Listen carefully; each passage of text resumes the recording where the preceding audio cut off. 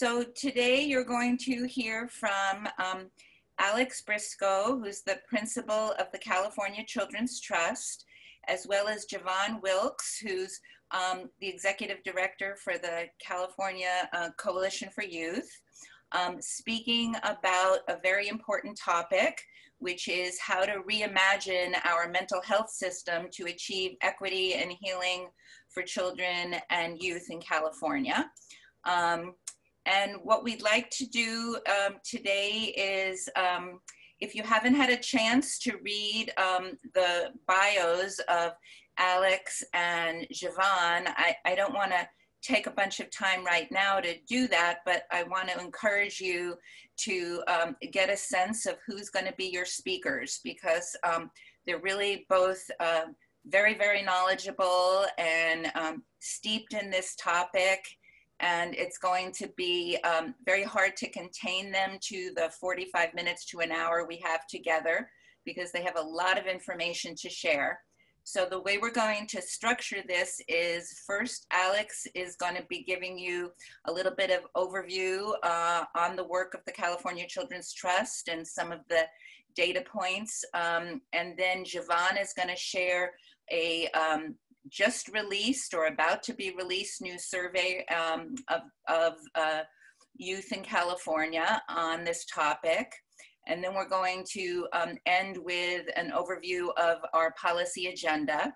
And just to share with you all, there will be in the chat function in the WOVA app the option of asking your questions, and we'll moderate those and have those at the end versus interrupting the flow of this presentation.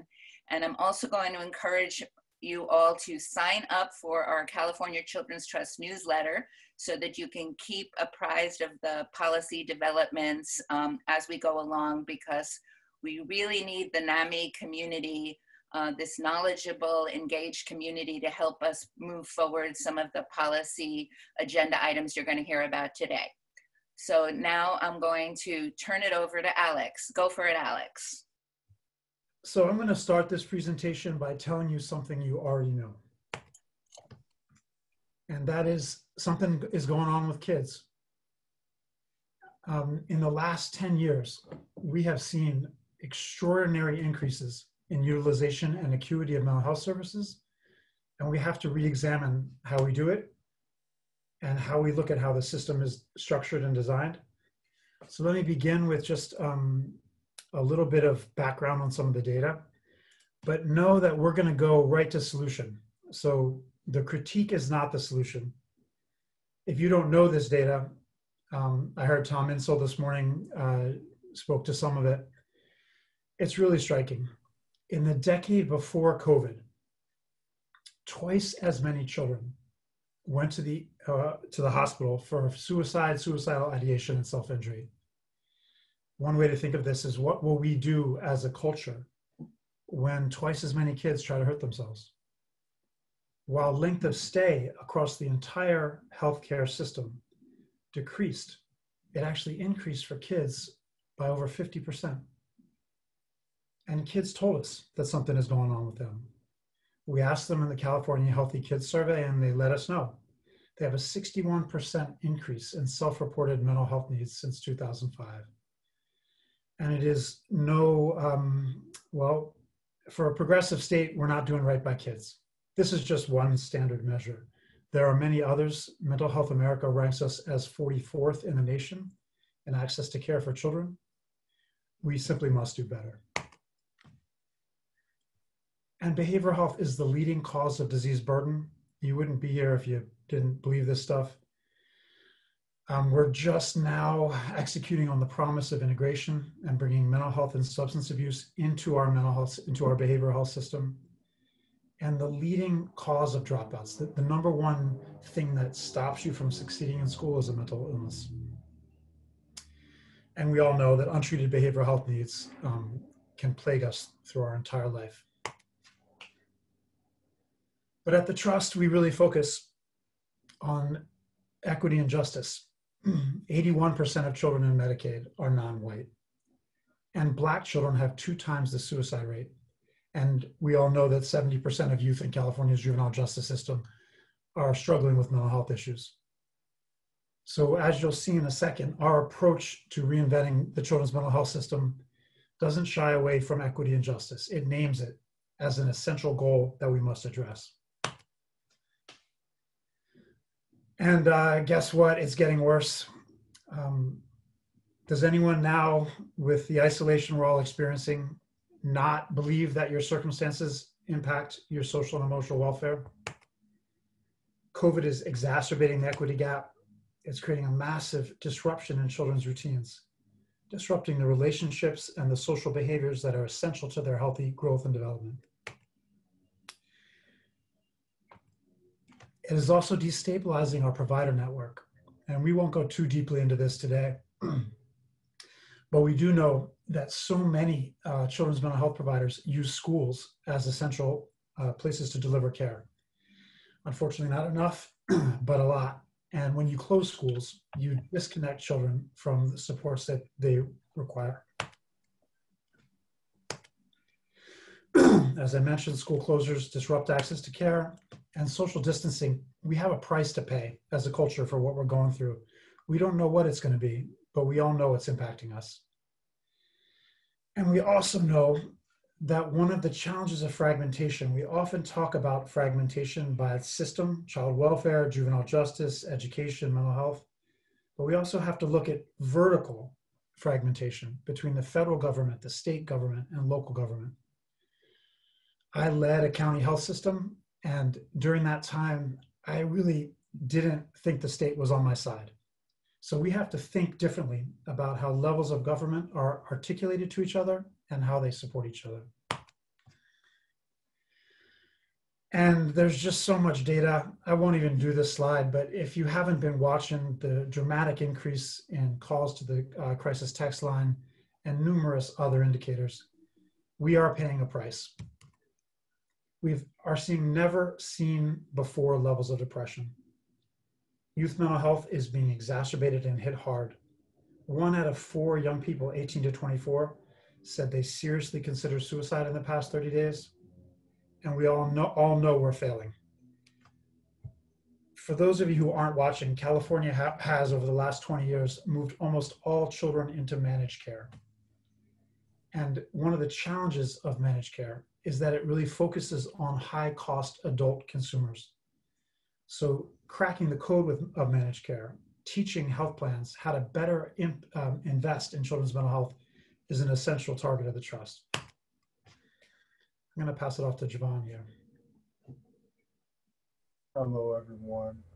Looking forward to really, elaborating on what Alex has shared, because all of this knowledge is truly an opportunity for everyone here to be able to build confidence to serve youth at our best capacity, because we've had so many missed opportunities.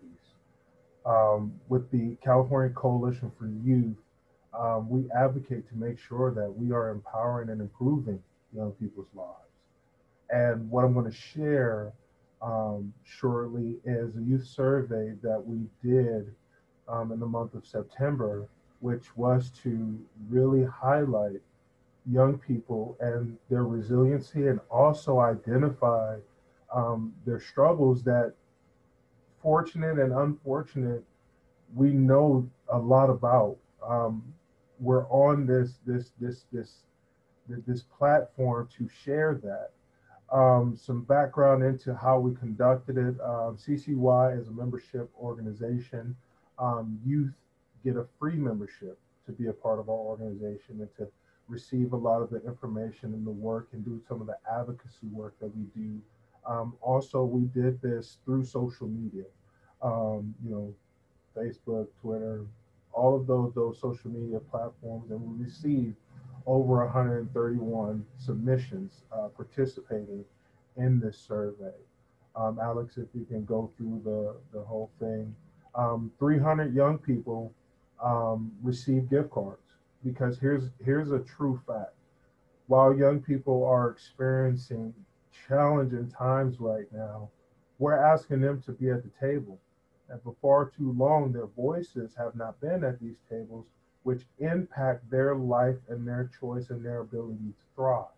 So, with the resources that we had, and because I'm passionate about this work, and because my colleagues, my staff, my volunteers are very passionate about this work, we had to figure out some way to provide them with some type of resource that isn't tied to giving us, an exorbitant amount of their time and their heart. Even though this information that you're going to see really shows their resiliency and the hardship that they're going through. Even prior to COVID-19, we know that there were over 14,000 young people experiencing homelessness in California, the highest throughout the state. And as you can see through this data, 91% sheltered in multiple locations. Overwhelmingly, a lot of those young people are sleeping in vehicles, in their cars, tents, encampments. Personally, walking through the encampment that was in Stanislaus County and seeing young people being resilient, but also seeing their hardship and the pain. This is something that young people are facing prior to the COVID and even during COVID. So basic resources are already difficult to access. And as you can see, employment services is something that young people are seeking. And they're looking at food, physical health, housing, all of those things which are basic necessities to allowing a young person the opportunity to thrive.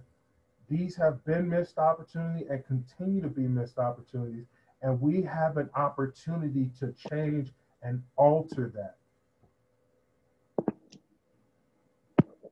Look to the next one. So Medi-Cal may be their only significant safety net. We have underutilized it, and at this point and moving forward, we have to maximize it. We have to maximize the opportunity because it's failing them when it comes to their mental health needs, their mental wellness. As you can see, our participants overwhelmingly have Medi-Cal. A lot of the young, CES women that provided us with and participated, they have, insurance. And then our young men, our CIS men are not having the insurance that they need to help them thrive. And going through any type of challenging life situation, as we know, as Alex has talked about, being isolated, it affects your mental state. And yet living in a car, living in an encampment, living in an abandoned building is only going to exacerbate the mental wellness challenges that these young people are going to face. Go to the next one. And I mean, the impact multiplied during this pandemic. Young people, are going out and getting tested. They're making sure that they are, either safe or have the knowledge of what they're going to need to stay safe or tackle the challenge of, testing positive for COVID-19. And as you can see, a little background on this, COVID has an impact on their mental health, and overwhelmingly they said no. And at the same time, you see all the resources that they're lacking, and they're showing their resiliency, trying to make sure that they have what they need. There is no way from an individual as myself that has been and had experience in behavioral health, foster care, homelessness, that they are not having an impact or seeing the impact that it's having on their mental well-being. So we have to make sure that they have access to those services. Go to the next one. In addition to our advocacy work here at the California Coalition for Youth, we operate the California Youth Crisis Line. We believe in the capabilities and the resiliency of young people. When they call and identify the strengths that they have in moving through this time before COVID and during COVID. We work to affirm their strengths, as I just mentioned, their autonomy and resiliency of every youth, while providing resources and collaborating with them to make sure that they have what they need in their terms when they identify, so that we are working with them. We seek opportunities to provide all California youth and families with supports and connections to needed resources that inspire them to live their autonomous journey and have identity with that. Be able to show and identify the strengths that they already have. And in that, you're going to see this data, go to the next one, Alex, that overwhelmingly when they call us, it's anonymous, because we want to meet young people where they at. They call us, we want to be there as they are. And so the information that they provided to us, we collect, as they provide it to us. And if we're able to, kind of capture that information while we're on calls with young people, right now we have an overwhelming amount of 125 volunteers that, 24/7, round the clock, are making sure that someone is available to respond to calls. And as you can see, there has been a peak in March when the pandemic started, and it sharply declines. And we're still trying to assess and analyze exactly what are some of the things that could predict why it would have declined. But in March, when you saw the pandemic, closed doors and shelter, I remember talking to a young person, and actually it came up over and over again, even in San Diego, where young people were like, they closed the restrooms in which I used to frequent. I now have no access to water. And then you have people sheltered in place, and young people are having family conflicts and domestic violence spikes. You see that within our data, and it's alarming to know that young people have to continue to experience this, and even more so during a pandemic. Go to the next one, Alex. So schools are a safety place, but considering the challenges that we're seeing with educating our young people and providing that simple place, that one place where young people are, we are seeing depression, anxiety, eating disorders, substance use spike all over the board. And this is a concern that we must address. And young people taking their lives is unfortunately a consequence of our non-responsiveness.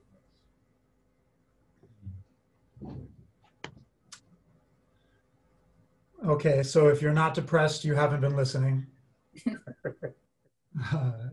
Stuff is really hard. It is. It is. And it's racialized. But there is a solution. Well, there's an aid and a support if we just have the will and skill to reinvent it. At the California Children's Trust, we've decided that Medicaid is one of the essential actors if we can keep the promise of it and the unique status that children have in Medicaid. And I'll go into that in a second. But if you want to distill all of our policy strategies, they fit in this thing we call the framework for solutions. At the center of our framework is a commitment to equity and justice. If you aren't treating racism, you're not doing mental health. I have worked in the Oakland Public Schools, at Children's Hospital Oakland. I have billed hundreds of millions of dollars to Medicaid. The vast majority of the children I served weren't pathological, though I did have to diagnose them. They were struggling with being black and brown in Oakland and being told they weren't worth anything. One of the great challenges we face is, are we willing to look at Medicaid as a potential solution to some of the things that are actually driving the social dislocation that I talked about at the beginning of this deck? Something is happening with kids. It's not like all of a sudden they got pathological. We could chop it up all day long about what's happening. Is it social media? Is it structural racism? Is it gender inequality? And the answer is yes, it's all those things. But if you don't name it and hold it as central to the Medicaid program, the medical model will not work. But we need the medical model's money. And Medicaid, as I'll talk about in a second, is a unique opportunity for California, partially because of how bad we do, but also because we actually have a pretty high tax base. And I'll go into that in a second. But if you want to understand our work at the Trust, we are unabashedly about spending more money. Now, we believe that money can largely come from the federal government. The way to, hold on, I don't want to go there yet. I'm going to talk about how Medicaid works so you can understand this triangle better. But just go with me for a second. I believe we could generate billions of dollars of new federal match on what we're already spending. As Jevon referenced, schools can be essential actors in our response to crisis. And it's not just a handout. Children 8 to 18 have the lowest rate of primary care utilization of any demographic group in the Medicaid program. That's just when their mental health needs manifest. Schools aren't just places that need support, they're places that are essential to any solution at scale. And if you go with me in my Medicaid talk, and I know I can go down the rabbit hole with Medicaid, schools also have the thing that Medicaid needs. Schools have the non-federal dollar that you need to match. So here, I'm going to break down Medicaid for everyone in this webinar in 30 seconds or less. Believe me. The essential thing to understand about Medicaid is that every dollar the state puts up, the federal government must match it. That's the nature of this thing called the EPSDT entitlement. So every dollar of Medicaid is part state, part federal. The state dollar is called a CPE. The federal dollar is called Federal Financial Participation. CPE stands for Certified Public Expenditure. So basically the key is to find a dollar that's not federal in origin and match it. So this is where I give an analogy. One way to think of California's Medicaid program is like a shriveled Charlie Brown Christmas tree with a bunch of really pretty Christmas tree ornaments hung on it. We actually have the 4th highest tax base in the nation, but we spend the 44th most on kids. We aren't matching the dollars we're spending. So let's talk quickly about how dollars get to children and families. Obviously, the biggest way is through the health plans. They are increasingly important actors in mental health. We can't ignore them. Whatever you may think about the carve out to county mental health, or even whatever position you have on the big bad health plans, they are essential actors. We need them. These are the two major players that we need to access and leverage: county mental health plans and managed care organizations. But there's others. And the reason I showed this graphic, not that you need to remember all of this, is that to understand Medicaid, you have to understand all of its faces. There's actually 7 different Medicaid programs that serve children and families for social and emotional health.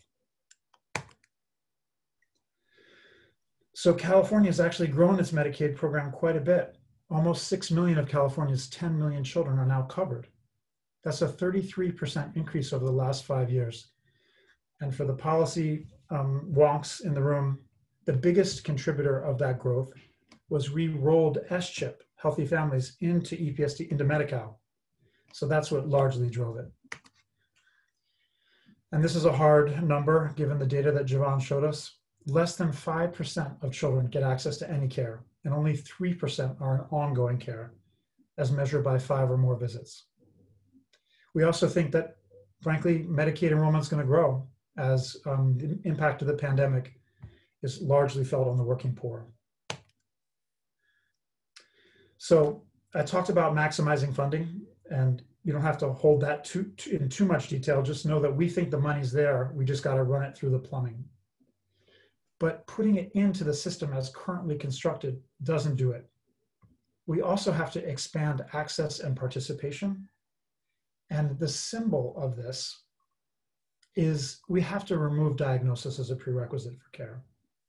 There is no reason we should wait for children to meet diagnostic criteria before we support their social and emotional health.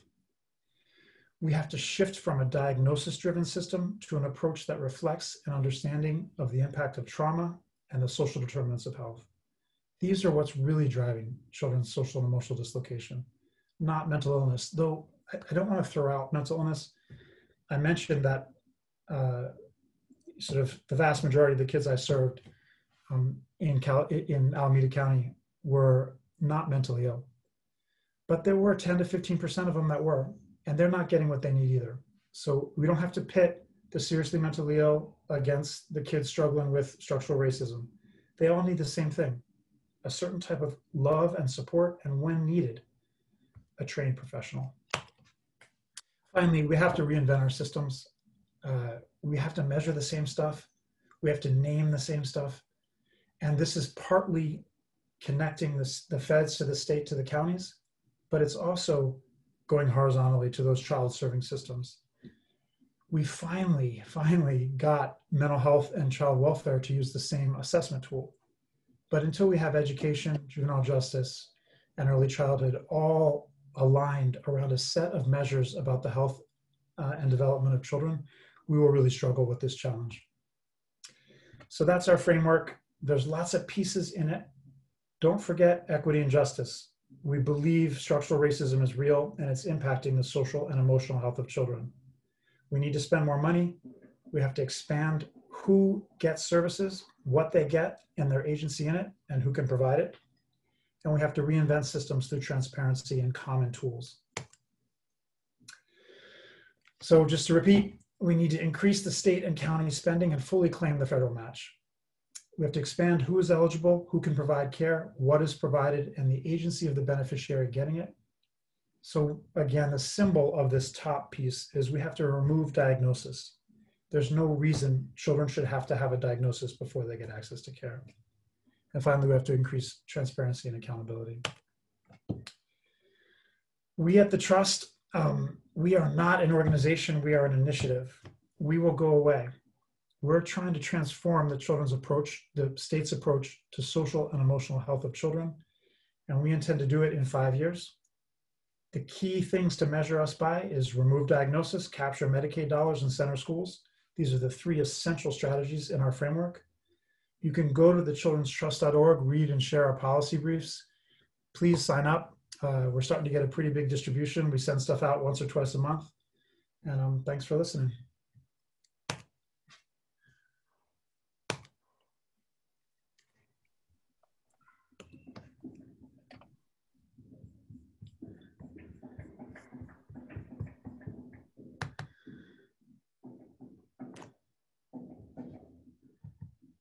Okay, so this is Lori. Can you guys hear me? Yes? Yes. Oh, okay, good. Yes. So now we'd like to encourage some questions. I know this was quite a lot of information. So if you have questions for either Alex or Jevon on some of the data that was presented, some of the framework, the survey results, or how you can get involved, if you want to put those into the session Q&A through the WOVA app, we'll direct those to Alex and Jevon and get a chance for some of you to get some of those responses right now in real time. So I'll take a pause and see if there's any questions being put into the app, into the chat. The one that did come up before during your presentation, Alex and Jevon, was how do you see some of the Surgeon General and other work in general going on with ACEs screening, and whether or not that presents an opportunity to increase access to mental health supports and be able to do more to access Medi-Cal for a broader array of supports. So what's the connection to some of the ACEs screening that's going on? Jevon, do you want me to take a shot at that first? Okay. So Nadine is amazing. We have a statewide leader where we should definitely all back her. And that being said, you don't have to tell anyone who works in poor communities that adversity is impacting children. So screening without a formal and direct connection to new things that aren't happening now is problematic. But the state is joining us. Just in June, there is a new benefit in Medicaid called the family therapy benefit. And for the first time in the state's history, you do not have to have a diagnosis to qualify, and ACEs formally trigger reimbursement for clinicians. So I believe there's actually some progress and movement. To the question of ACEs and should we be doing it, absolutely. It's really important for us to formally integrate adversity as a triggering event for support for children. Now, we shouldn't imprison them in it, and it's lots of other issues, I think, to do it in a way that's culturally relevant. But as long as we tie it to new supports, particularly those supports that are subclinical, that may not be the right word, but peers, social models, people who look like you don't necessarily have to sit for 50 minutes sessions with a therapist.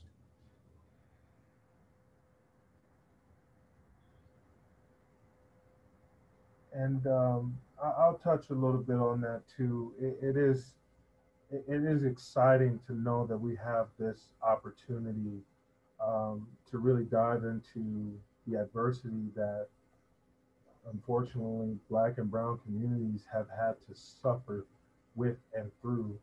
And when you have EPSDT as an opportunity to serve these young kids, these youth, um, to allow them the opportunity to thrive and allow them the opportunity to access resources. When it comes to ACEs, we know that trauma is real and it impacts the development, the social and emotional development of young people. And if we continue to think about how we, not like where a diagnosis is a way to receive support versus really honing in on these communities.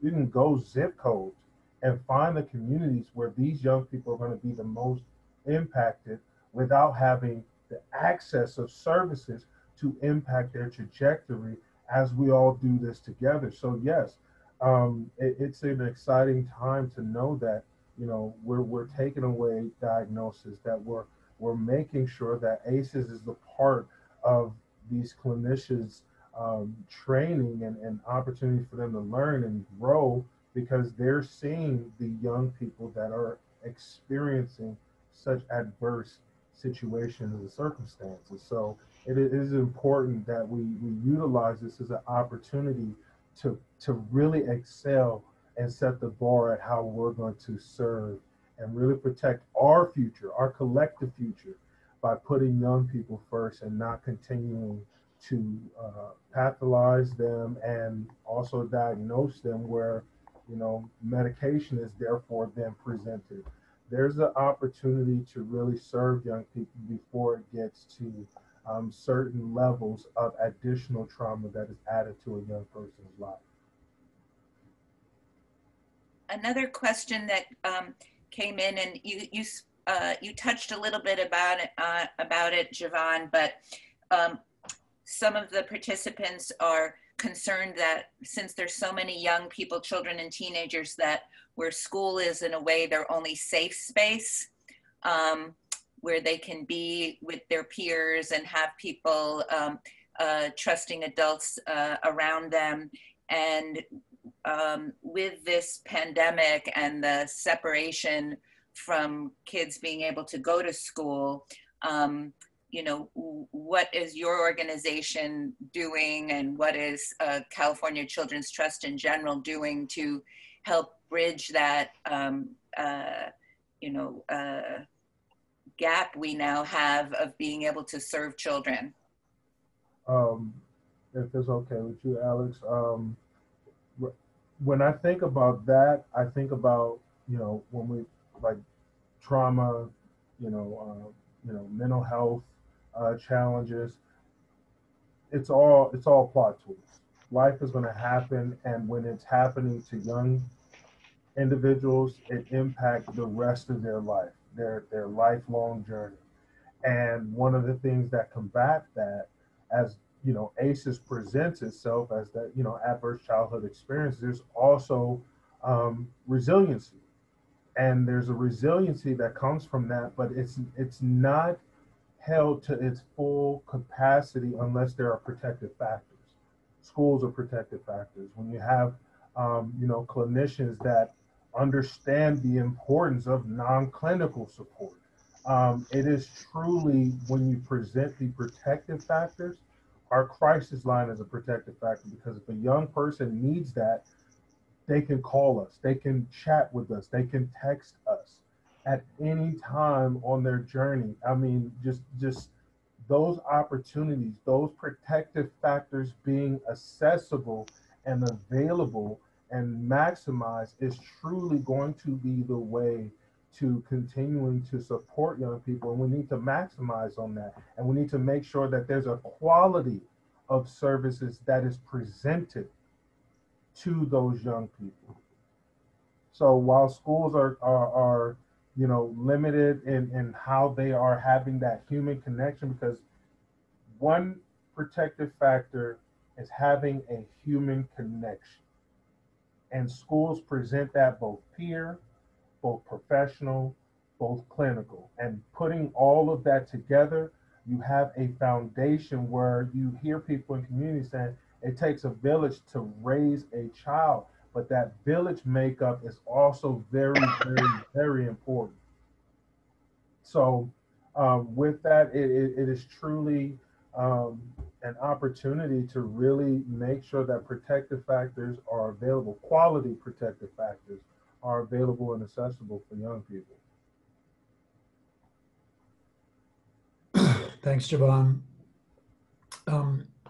To directly answer that question, I would direct you to our just released practical guide for Healing Center schools, where we actually try to distill Medicaid and the strategies associated with doing more on your school campus into one bite-sized chunk. You can get it on our website. So directly, as I said, measure us by our ability to center schools. They are absolutely the leading edge of any solution at scale. But because this is NAMI, I want to tell a story about NAMI in Alameda County to tell the story, to help. We gave a little teeny tiny grant to NAMI, and they started a program called Mentors in Medicine. And what it was a peer who had been 5150 would show up for someone who had their first 5150 and just say, "What's up?" That's it. It wouldn't, no clinical, just, "Hey, I've been where you are. This is a crazy time. Your liberty has been taken. But look, here I am living in the world." And guess what? Year over year, not randomly assigned, but still year over year, people who connected with those mentors, or it's just one touch though, I don't want to go overboard with the mentor, they decreased their readmission rate by 60%. We all need connection. We sometimes need a therapist, we sometimes need meds. So let's not throw those out. Those are tools too. But first and foremost, we need connection. Schools can provide that, and people can provide it. Thank you for that, Alex, that comment and that reminder. Very much resonated with some of the things that Tom Insel talked about this morning in terms of the primacy of connection. The other question that came up is sort of a mega question, and I know we're all on edge these days, but what would the impact with the elimination of Obamacare have on this issue, on the framework for solutions and the increase in access and so many of the things that the Children's Trust is premised on. So there is a lot of concern. We've got Supreme Court vetting process going on today. and it's kind of on the table. So I don't know if Jevon or Alex, you want to riff on that, but what might the elimination of Obamacare actually mean for the work that we all are doing? Well, the narrow answer is it won't impact children's eligibility because they've been eligible since 1967 for everything they need to grow and thrive. That's the origin of SDT benefit. Now, the reality is when you take a hole out of a state's budget of that size, everybody struggles. So you can't actually disconnect it. The safety net is what it is. And while children in theory wouldn't lose anything, we know they would in practice.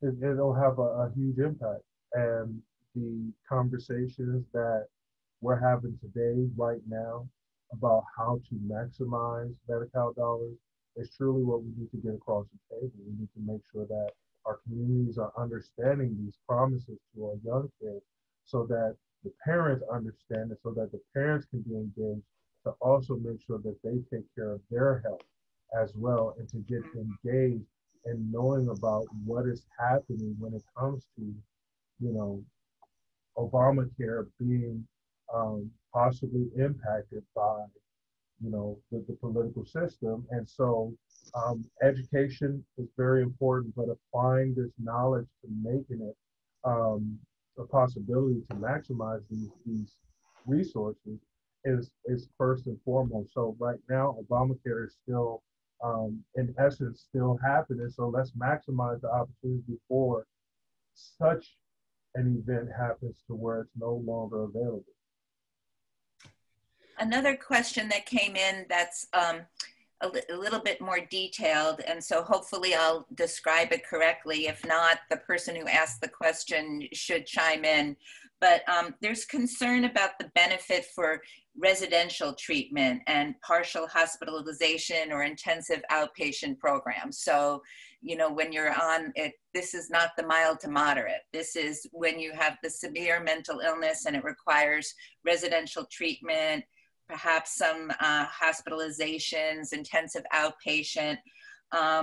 You know, there's confusion, and I know, Alex, you have talked about this before, whether it's available through Medicaid managed care. That seems to vary by county, and you know, some don't offer it. I know this as a parent and consumer myself, how that rolls, and I know with a lot of the NAMI members, we parents of young people with severe mental illness had, you know, were bounced around a lot. And so can you explain to us how that works? Well, I can't explain to you how it works, but I can name one big problem. One big problem is this thing called the IMD exclusion. And it's basically a federal law that says if you're in a subacute facility and it has more than 16 beds, the feds won't pay. So it makes subacute facilities a money loser for counties. Now in Alameda County, we had a bunch of them anyway, and we just swallowed the loss. But not every county has property taxes like we had, or my predecessor, Dave Kears, a kind of visionary mental health guy. So yeah, if I was going to say to NAMI, one thing you could do is advocate for the end of the IMD exclusion. And then there's a question of how many beds to have. And that's such a difficult one. Everyone struggles with this one. You know, kind of peers say we need fewer beds and parents say we need more. So I'm not exactly sure what the right number of subacute beds are, but with the IMD exclusion happening, they're a very tough business to run.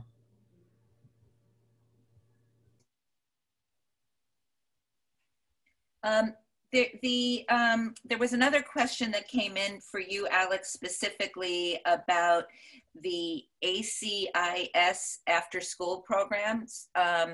So if you could comment on that. So whoever asked that question, thank you so much for that.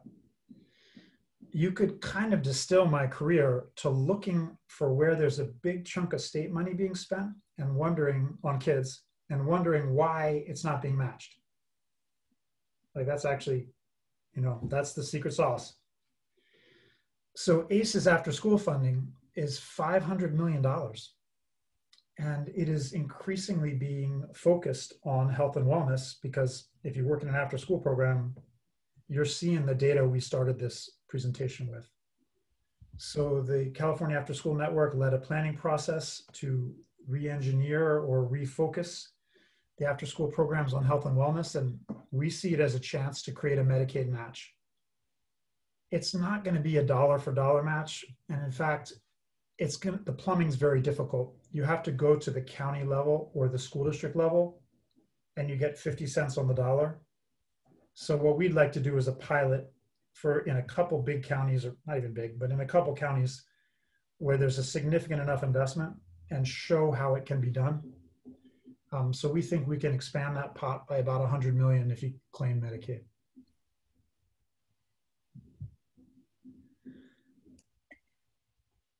So thank you for describing that, Alex. Another question that has come in, this morning, there was also Scott Wiener talked about some of the new legislation that got passed this year, one that everybody's very excited about, although we don't know exactly how it's going to roll out, but the peer certification.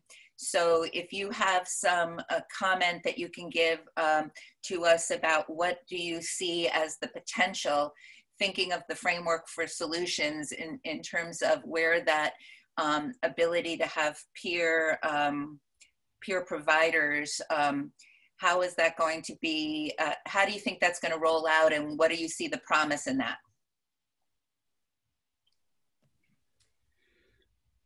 I have some opinions, but Jevon, do you want to say anything? I'll jump in with some details and stuff, but any response? I like the promise.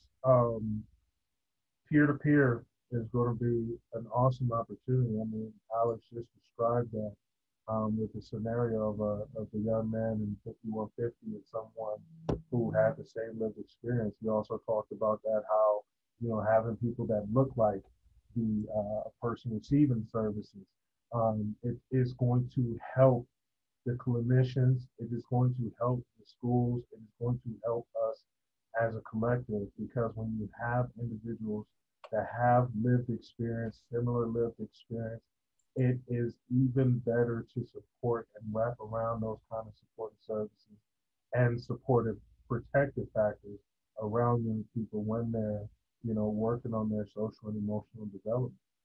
It's going to be helpful.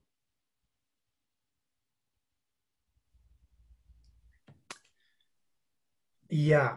So before I comment on the bill, in the late 90s,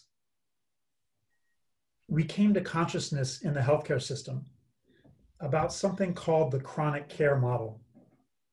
And what we found out was 5 chronic diseases accounted for 80% of all health expenditures.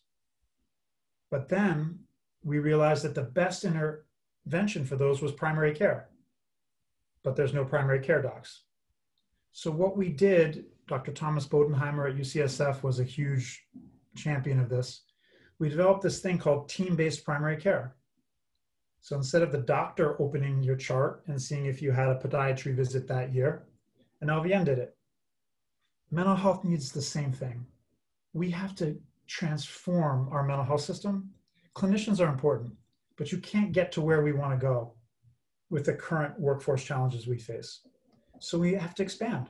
We have to think of credible messengers and other resources that could work. So with that imperative, let me answer the question. And first of all, congratulations to so many people who worked on that bill. California was one of a handful of states who did not certify peers, so it's really important. And so many congratulations, and it's a critical incremental step. And unfortunately, the state puts up no money. The non-federal share, do you remember my CPE FFP thing? The state gives nothing.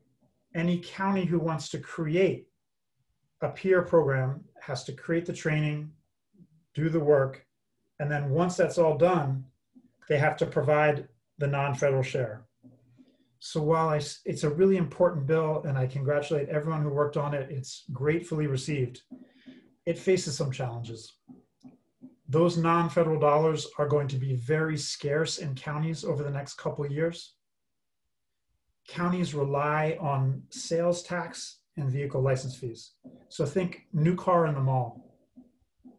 And new cars in the mall aren't killing it right now. So county mental health plans are losing revenue. So it's hard for me to see them making a big investment in it, which is too bad because it's a great opportunity. Do you have any advice for the NAMI advocates that are on the phone right now or in the room or whatever we're calling this, on ways, if they're a fan of the option of peer providers, what might they do locally and on a statewide basis to kind of realize that potential that we are all in agreement exists? Wow, great question, Lori. What I would say is advocate at your county board of supervisors for dollars that aren't always thought of as the match for Medicaid: probation, local property tax, sales tax, fines and forfeitures, tobacco dollars. There are lots of dollars that could count if counties open their minds. So I could see, even in tough economic times, NAMI advocates going right at their board saying, hey, put up $1 million from blank and let's have a peer program, even as the mental health plans revenues shrink. At the state level and also at the county level, the real key to this whole thing is the managed care plans. And I know it's hard for folks to, because NAMI and others really focus on the mental health plans. But the managed care plans, they get about 50% of the $100 billion Medicaid program. County mental health plans get a couple billion, maybe 9. That may be too high. So the money is in the managed care plans. We've got to activate them on mental health. And so I would say advocate directly to your board, advocate at the state for managed care organizations to do more for mental health.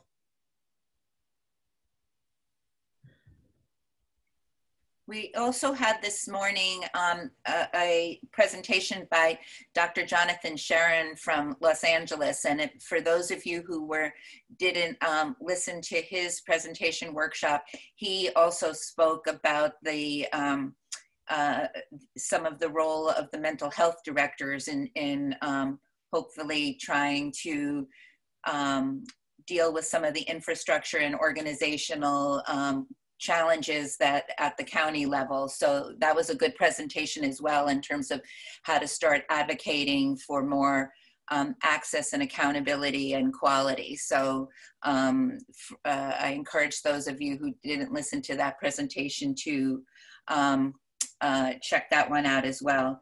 The other question that just came in also is about the policy option about not needing a diagnosis. And how that might work. Can you describe what it might mean to be able to access care and services without a diagnosis? It's a kind of a mind-blowing thing for folks to think about. Not having a diagnosis, but being able to, see a clinician or get the support or services that you need. Yeah, it's a big deal, you guys. It's really a big deal. So it's like a new thing. That benefit is created in the managed care plans, not the mental health plans. So really important. And if you look at the last decade of California policy, most major things have been done in the managed care plans. ABA, for those of you who follow autistic kids. Dental, CCS, I could go on. Managed care plans are clearly the nail that the state is going to hammer for reform. So super, super important. to hit on that topic. I'm sorry, Lori, I lost my train of thought. Could you return me? Well, people are just trying to wrap their head around the idea of not having a diagnosis and still being able to have care. So, like, what would be the vehicle to, raise the flag for that, or where would be the insertion point from a policy advocate perspective? Great. It was largely designed to be supportive of what we call dyadic care. So, little kids, 0 to 5, come in contact with the primary care system a lot. And one of the great untold stories of Medicaid is how much poor people show up for their kids. They make their visits at a higher rate than privileged people, believe it or not, despite the barriers and all the other things. So we worked on that benefit largely to allow for therapy or mental health support to be done during the well-child visit. This has been, frankly, the holy grail of the early childhood mental health space for 20 years.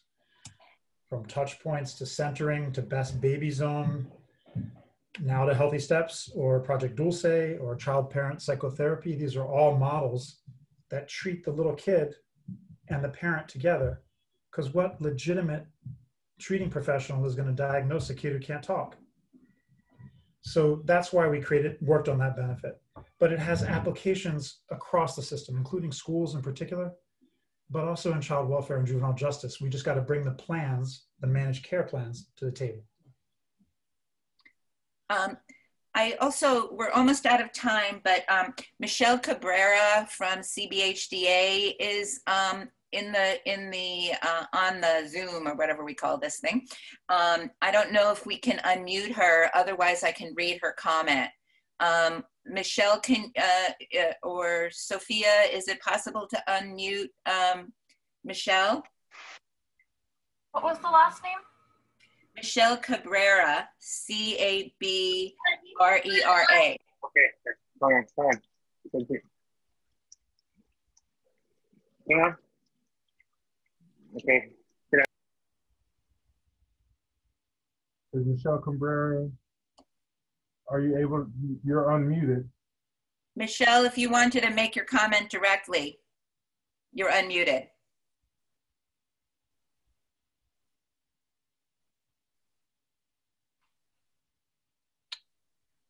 Well, it doesn't seem like it's working for her. So I'm just going to tell you what she said. She just wanted about the peer, CBHDA was a co-sponsor of that bill. And she wanted to comment that counties are very motivated to invest in peers because there's incredible data on the effectiveness and the return on investment with peers. So if you're going in to advocate with your county board of soups, et cetera, you got a lot of info to back up that, that ask. And that NAMI, she'd like to see NAMI and others also just join in advocating for this benefit to be made a statewide benefit as the economy and the state budget improves. So, that's the plea from the mental health directors, and it's a very logical one, particularly when you think of the data that Alex shared at the beginning and Jevon shared in his presentation. We've got folks, young people that need access, and they need that social connection, and they need those peers to help them heal. So with that, it's 2:59. So we've got 1 minute to go, and I'm going to make one more plea because I'm an organizer to please sign up for our newsletter. Check out our website. This was like a little appetizer for all of the incredible information and policy briefs and resources and weekly news and all kinds of great things that we can help all of you on this at this meeting to do the terrific work you all do in advocating for the mental health and healing of all of us, children, youth, adults, etc. We all need it. So thank you all for participating, and have a terrific rest of the day.